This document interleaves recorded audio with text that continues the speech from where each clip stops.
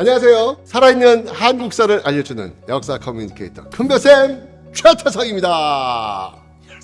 오늘은 대구 팔공산의 유서 깊은 사찰 동화사에서 여러분을 찾아뵙게 되었습니다. 어서 오십시오. 환영합니다.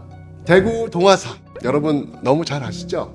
1500여 년의 전통을 자랑하는 우리나라 대표 사찰입니다. 동화사에는요, 극락전, 마의 열애 좌상 등 17건의 보물을 비롯해서 정말 수많은 문화유산이 있습니다. 또 세계 최대 석불이죠, 약사 열애대불 유명합니다. 동아시아 10대 관광 명소로 지정되어서 1년 내내 수백만 명의 내외국인들이 참배하는 불교 성지이기도 합니다.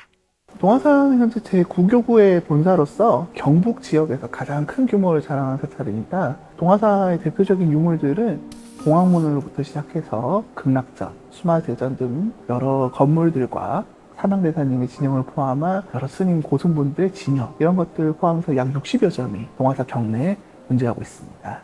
자, 그러면 동화사는 과연 언제 누가 지었을까요? 두 가지 이야기가 전해오는데요. 자, 먼저 그 창건설화 속으로 들어가 보시죠. 첫 번째는 대웅전 중창 상량문에 나오는 이야기입니다.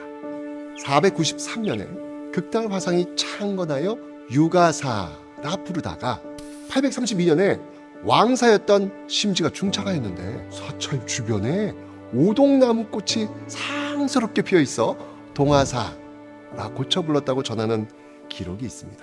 그런데요, 신라의 불교가 공인된 게 527년이거든요. 근데 그 이전인 493년에 절을 지었다? 이 이야기는 좀 믿기가 어렵지 않나 싶습니다.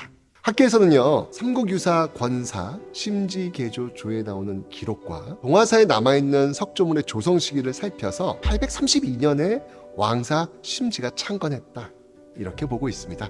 삼국유사는 신라 헌덕왕의 아들이었던 심지가 갖은 고행 끝에 속리산의 영심에게 율사 진표로부터 받은 불골 간자를 전수받아서 팔공산으로 돌아온 후 이 불골 간자를 던져 떨어진 곳에다 이 절을 짓고 동화사라 있다, 이렇게 기록하고 있습니다. 이처럼 동화사는 1500여 년의 역사를 간직한 우리나라를 대표하는 사찰입니다. 오랜 역사를 가진 만큼 동화사는 고유의 색깔과 의미를 갖고 있죠. 우선 국난 때마다 나라를 지킨 호국 불교의 중심 사찰이라는 점입니다. 고려시대로 가보죠. 993년 거란의 침략이 시작됩니다. 고려는요, 불법의 힘으로 적을 물리치고자 초조대장경을 만듭니다.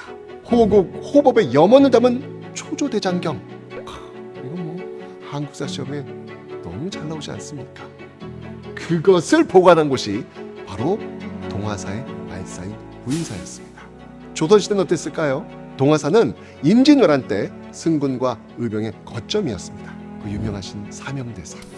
사명대사 유정은요, 영남도 총섭으로서 동화사에서 승군을 지휘하며 수많은 전투에서 승리했죠. 팔공산성을 쌓아 왜군의 재침에 대비하기도 합니다. 지금도 동화사에는요, 사명대사 유정의 자치와 업적을 보여주는 소중한 유물과 유적이요, 곳곳에 남아 있습니다.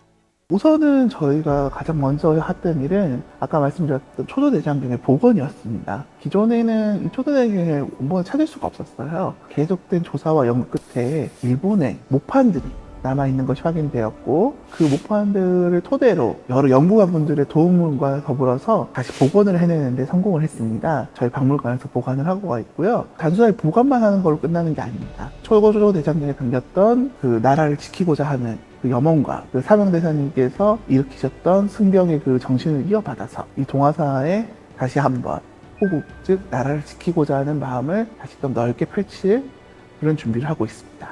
그리고 동화사만의 또 하나 중요한 의미는요, 바로 용서와 화합의 사찰이라는 점이죠. 이번에는 통일신라 시대로 한번 가서 확인해 보겠습니다. 비로전 앞마당에 있는 대구 동화사 비로암 3층 석탑, 거긴 무슨 사연이 담겨 있을까요? 8세기 후반부터 통일신라에는 치열한 왕위 쟁탈전이 벌어집니다. 80여 년 동안 왕위가 무려 11차례 바뀝니다. 피바람이 불어 이 왕위가 바뀐 것도 여러 차례였고요. 이건 또 다른 복수로 연결될 수밖에 없었겠죠. 하지만 863년 경문왕은 바로 자신의 할아버지인 희강왕을 죽인 민해왕, 그 민해왕을 용서하고 그의 명복을 빌고자 동화사 미로암 앞마당에 3층 석탑을 세웁니다. 이 경문왕의 용서에 감복한 왕족들은요, 과오를 크게 뉘우쳤다고 하지요. 누군가를 용서하고 화해하는 길은요, 참으로 어려운 것입니다. 동화사 미로암 3층 석탑 앞에서 진정한 용서가 무엇인지 생각하게 됩니다. 자, 이제 동화사에 대해 아주 조금은 알게 되셨죠? 이런 배경 지식을 바탕으로 동화사를 한번 둘러보신다면 더 큰 즐거움을 얻으실 수 있을 겁니다. 832년 겨울, 왕사 심지가 절을 중창했을 때 절 주위를 빛으로 물들이며 오동나무꽃이 피어났다는 동화사. 그렇게 상서로운 시작을 알린 동화사에는 살펴본 것처럼 용서로 화합을 이뤘던 신라 혼이 깃들어 있습니다.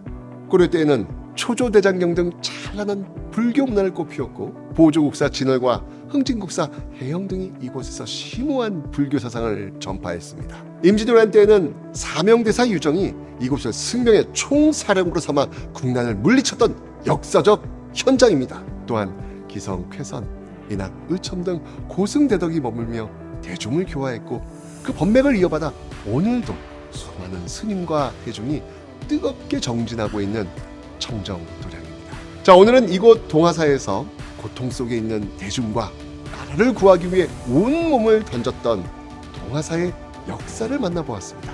동화사의 역사를 통해 용서하지 못하는, 용서에 익숙하지 못한 우리들의 마음을 녹여서 뜨거운 화합에 이르게 만드는 깊은 감동을 느껴보시길 바라면서 저는 이만 인사드리겠습니다.